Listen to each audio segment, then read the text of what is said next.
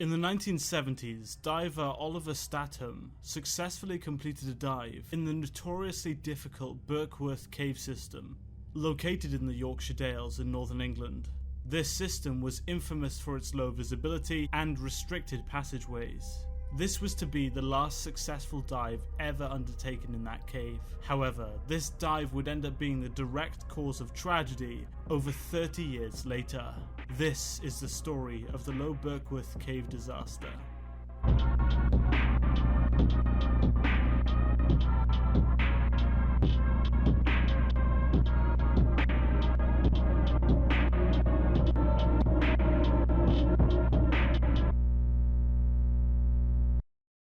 Birkwith Cave is a horizontal stream cave, which is part of a vast system of caves that are interconnected around Bentham in northern England. Short sections of the cave are accessible to amateur cave explorers, but the vast underwater sections and subsequent above water caves are only accessible to experienced divers.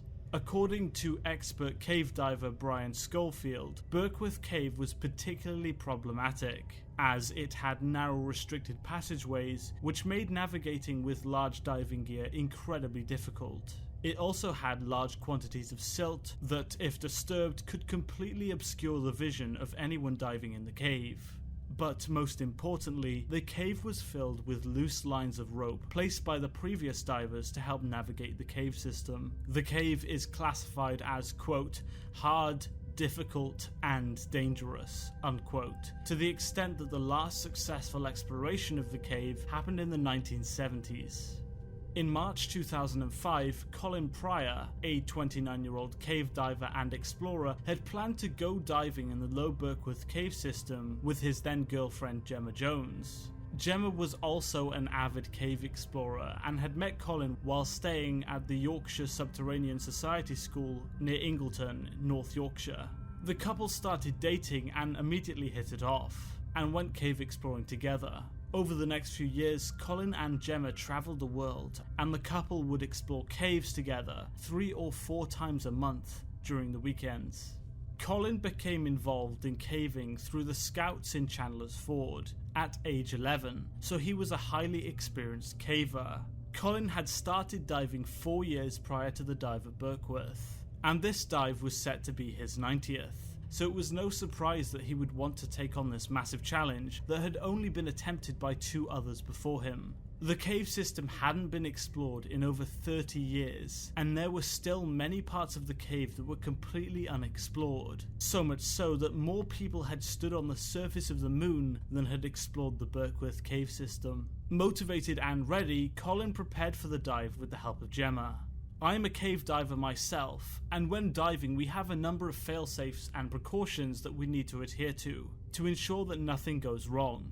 Cave divers must use what's called a guideline that leads them directly to the surface. These are ropes commonly fixed into position so that you always have a rope leading back to the surface should visibility reduce and you are unable to make your way out with your eyes. We also have the rule of thirds. 1/3 of your gas should be used to explore the cave, 1/3 should be used to leave the cave, and another third is left in reserve should something go wrong. Despite divers taking these precautions, those prior to Colin had suffered a terrible fate. Experienced diver Ian Platt died whilst diving in a very similar cave nearby in 1980. He accidentally dropped his guideline in the water with very restricted visibility, likely due to silt being kicked up. And without being able to follow his line to the surface, he took the wrong way among a maze of submerged passageways. He got lost and eventually ran out of air at a silt bank that blocked the exit, and drowned.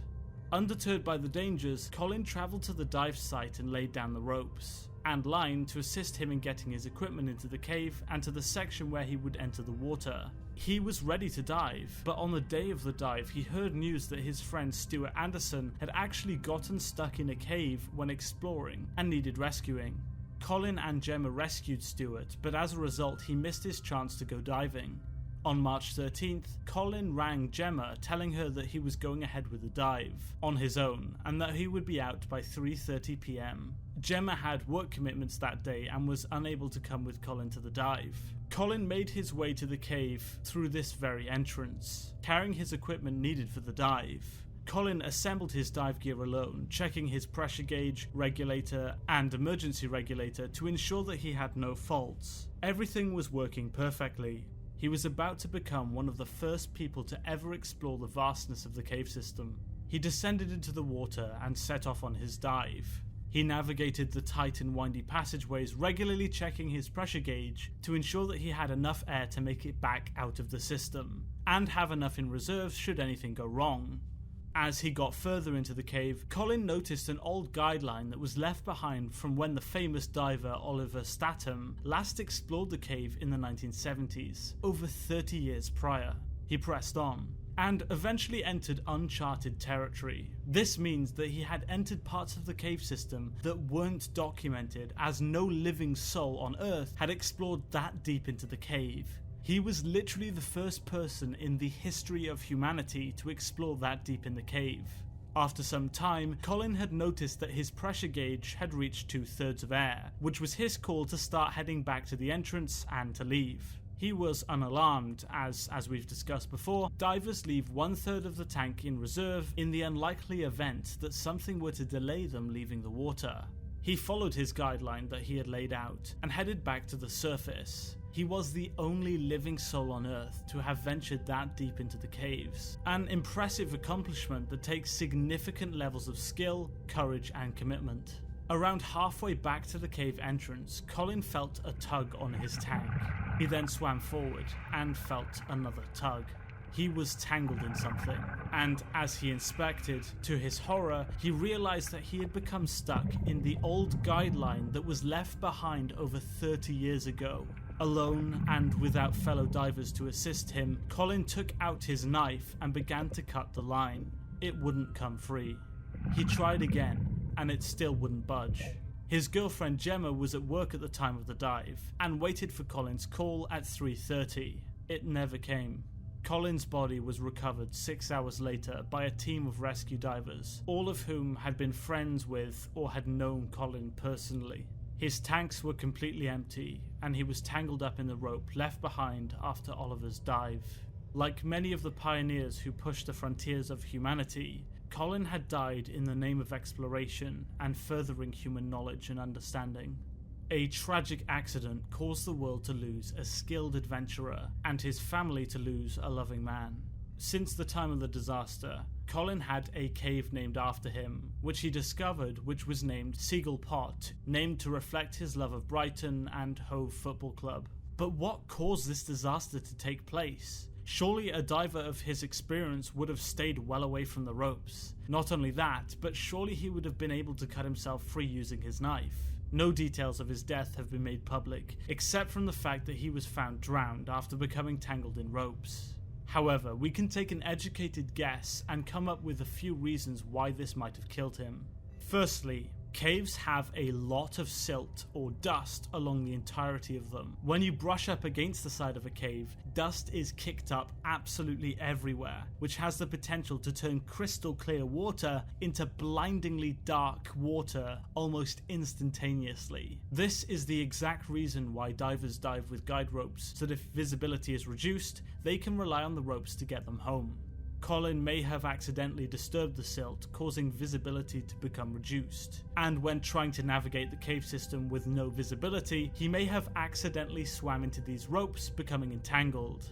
And again, due to the low visibility, he may have been unable to see the ropes, which would make cutting yourself free incredibly difficult. Furthermore, there are many areas which can become tangled behind the head where the regulator, emergency regulator, BCD inflator hose, and pressure gauge all meet the tank. If this area was to become entangled in ropes, it would be incredibly difficult, if not impossible, to remove or cut free.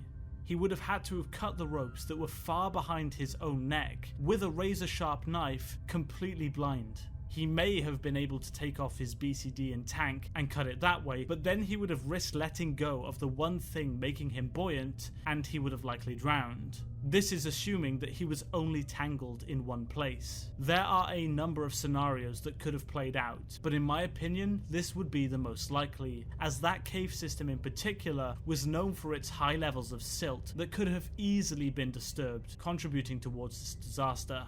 Gemma said, quote, Colin was a great explorer and liked the fact that caving is the only thing left in the UK which still has the possibility for original exploration. It was the thought of stepping into a part of the world where less people have been than have ever been on the moon, and the excitement of never knowing what was around the corner, unquote. Thank you for watching the first episode in my Cave Diving Gone Wrong series. If you liked the video, please consider subscribing to my channel and liking the video. I hope to see you in the next one.